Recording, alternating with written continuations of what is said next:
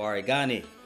I'm Dr. Earl Fisher. I'm the senior pastor of Abyssinian Baptist Church in Memphis, Tennessee, a church affectionately referred to as the blackest church in Memphis and Shelby County. Happy Kwanzaa. One of my fondest mentors is the Reverend Dr. Randall Bailey. He's a professor emeritus of the Interdenominational Theological Center in Atlanta, Georgia. Dr. Bailey and his lovely wife Jean have a daughter who over 40 years ago they bestowed the name Imani. I recently asked Dr. Bailey why exactly he and Miss Jean chose this particular name. He said to me that they decided long before they had children that they would give them African names.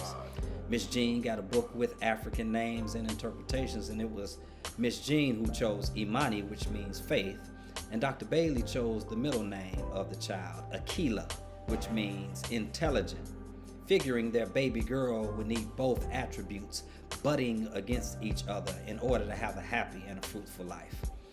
I've come to appreciate the foresight with which the Bailey family envisioned their child. They and we know what it means to grow up and live in a world braced and bracketed by anti-blackness.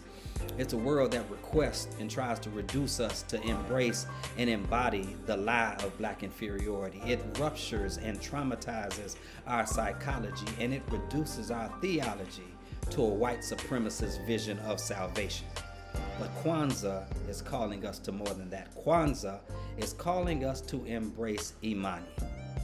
Imani at its core is an action term. It's a faithful commitment to the struggle for black liberation. Imani requires thoughtful and intelligent engagement with our past and our present in order to secure our future. And Imani is the foundation of our emotional emancipation. It is the fuel and the fire that frees us up to embrace the totality of our humanity, our joys and our sadness, our anger and our excitement, our feminine and our masculine energies. Through faith and intelligence butting against each other, we are reminded that the divine energy and creative capacity that gave birth to the universe is actively at work within us. That we can rest and resolve ourselves in a redemptive reality, one that recognizes that the arms of God are strong enough to sustain us in this struggle, that the heart of God is tender enough to bear the pain of our necessary pursuit for power, and the hands of God are still hard at work to liberate us from all of the psychological and physical shackles that continually try to bind us up in poverty. It means that we can find a therapist and still find a wonderful counselor. We can get a primary care physician and still find a doctor in the sick room. We could even get a pistol and still embrace the Prince of Peace.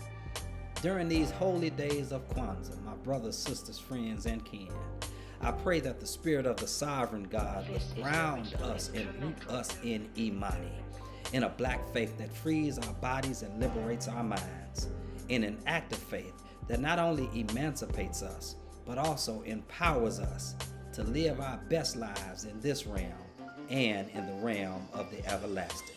Ashe and amen.